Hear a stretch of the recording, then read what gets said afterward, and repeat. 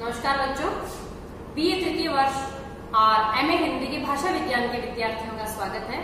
बच्चों, हमने पूर्व वीडियो में जाना कि हिंदी का उद्भव और विकास कैसे हुआ और कैसे प्राचीन आर्य भाषाएं, मध्यकालीन भारतीय आर्य भाषा और आधुनिक भारतीय आर्य भाषा की समय सीमा और इन तीनों का विभाजन हमने पूर्व वीडियो में जाना था। आज हम जानेंगे कि हिंदी का जब विकास हुआ तो हिंदी की 5 जो उपभाषाएं हैं कुल, आज उनका परिचय हम करने जा रहे हैं कि वो किस अपभ्रंश से निकली और किस तरह से वो विकसित हुई। तो बच्चों, हिंदी जो भाषा है वो किसी एक छोटे से प्रदेश की एक कम लोगों द्वारा बोली जाने वाली भाषा नहीं है, ये तो हमारी राष्ट्रभाषा बनने के योग्य है। तो हिंदी की जो उपभाषाएं हैं वो मुख्य रूप से 5 है, आप साथ साथ में नोट भी कर लें। जिसमें पहली है हमारी पश्चिमी हिंदी, देश के पश्चिमी भाग में बोली जाने वाली जो हिंदी है उसको हमने पश्चिमी हिंदी नाम दिया है। पश्चिमी हिंदी के अंदर 5 जो बोलियां आती है, प्रमुख रूप से जो 5 भाषाएं वो आती हैं, जिसमें ब्रज भाषा है जो ब्रज प्रदेश में बोली जाती है, सारा कृष्ण साहित्य इसी के अंदर रचा गया था। बुंदेलखंड के आसपास बोली जाने वाली भाषा, बुंदेलखंड में बोली जाने वाली बुंदेली।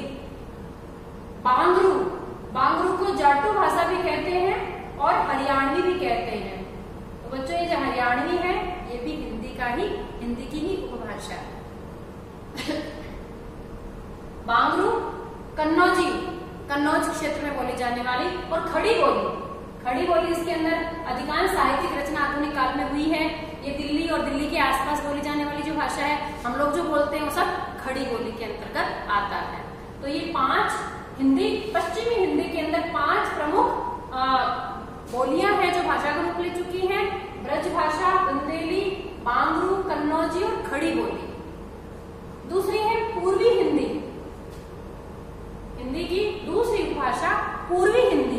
पूर्व के प्रदेश में जो पूर्व दिशा की तरफ जो हमारे प्रदेश है वहां बोली जाने वाली जो भाषाएं हैं उसके अंदर पूर्वी हिंदी में आती है अवधी, बघेली और छत्तीसगढ़ी। छत्तीसगढ़ में बोली जाती है छत्तीसगढ़ी।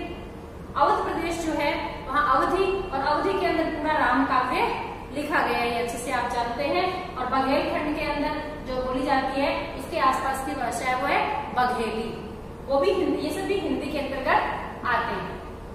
फिर है बिहारी हिंदी जो बिहार प्रदेश में बोली जाती है। वहां पर भी बच्चों भाषा का स्वरूप एक जैसा नहीं है, जैसा कि मैंने आपको बताया कि भाषा परिवर्तनशील होती है और उसके अंदर निरंतर विकास होता है, उसके अंदर विकार भी विकास कहलाता है।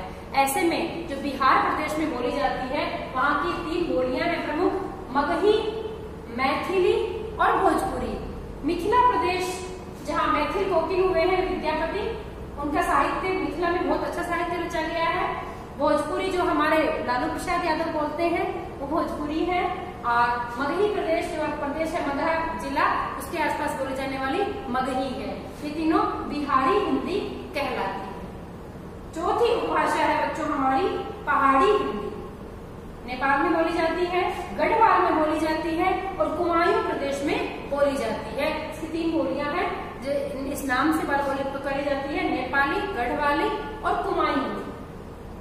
5वीं है हमारी राजस्थानी हिंदी जो राजस्थान प्रदेश में बोली जाती है। हमारे यहाँ में तो भाषा का स्वरूप एक जैसा नहीं है, अलग अलग जगह में अलग अलग बोली का रूप बदल गया है।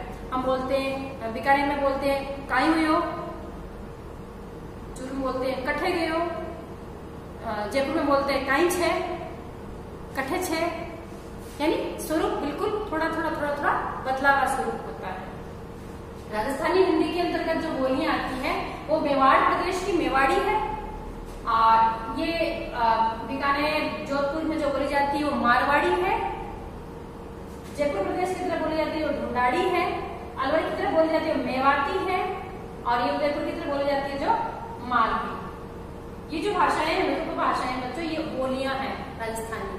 तो ये कुल 5 जो उपभाषाएं हैं, कल मैंने आपको इस वीडियो में बताया था कि अपभ्रंश के जो 7 स्वरूप हैं उन 7 स्वरूपों से हिंदी की विभिन्न प्रकार की उपभाषाएं और बोलियां निकली और फिर हिंदी का स्वरूप बना, जिसे हम समग्र रूप में हिंदी कहते हैं। तो ये जो हिंदी का रूप है इसमें आप ध्यान दें, क्योंकि नेट में भी प्रश्न आते हैं, एमए के अंदर भी आते हैं कि आपको पता होना चाहिए कि यदि हमारी पश्चिमी हिंदी अपभ्रंश से निकली है। ये शॉर्ट सैनिक अपभ्रंश से निकली हुई है बच्चों। और ये जो पूर्वी हिंदी है ये हमारी अर्धमागधी अपभ्रंश से निकली हुई है। और ये जो बिहारी हिंदी है ये मागधी अपभ्रंश से निकली हुई है, मगध के आसपास के क्षेत्र से मागधी अपभ्रंश। और पहाड़ी हिंदी निकली है खस अपभ्रंश से। राजस्थानी हिंदी भी शॉर्ट सैनिक अपभ्रंश से निकली है, इसलिए राजस्थानी के और इसके हिंदी के जो शब्द हैं वो बहुत सारे मिलते जुलते हैं, काफी शब्द। और कारण ये है कि दोनों ही पश्चिमी हिंदी की सारी जो बोलियां हैं वो सब शॉर्ट सैनिक से निकली है और राजस्थानी भी शॉर्ट सैनिक से निकली है। बाकी जो अलग से निकली है वो है कि मागधी से केवल बिहारी हिंदी ही नहीं निकली है, मागधी से बच्चों बंगला, असमिया और उड़िया भाषा भी निकली हुई है जो बिहारी हिंदी से मेल खाती है। अर्धमागधी से पूर्वी हिंदी निकल गई, खस से पहाड़ी है और एकमात्र जो महाराष्ट्रीय अपभ्रंश थी उससे मराठी भाषा निकली, वो अलग, वो हिंदी के अंतर्गत नहीं आती है, वो अलग है। और शॉर्ट सैनिक से ही बच्चों अलग से एक भाषा निकली गुजराती।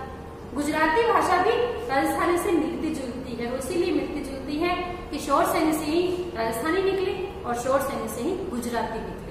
अलग अलग प्रदेश में अलग अलग लोगों के उच्चारण करने की शैली अलग अलग होने से, ज्ञान और विकास, भाषा और साहित्य का स्वरूप अलग अलग होने से उनकी जो भाषा है उनमें परिवर्तन आता चला गया। और इस प्रकार हमारी हिंदी की ये जो 5 बोलियां हैं, उपभाषाएं हैं, इन उपभाषाओं की जो बोलियां निकली हुई है ये सब हिंदी के अंतर्गत ही आती है। इस प्रकार ये हमारा हिंदी का पूरा परिवार है। आज इतना ही, धन्यवाद।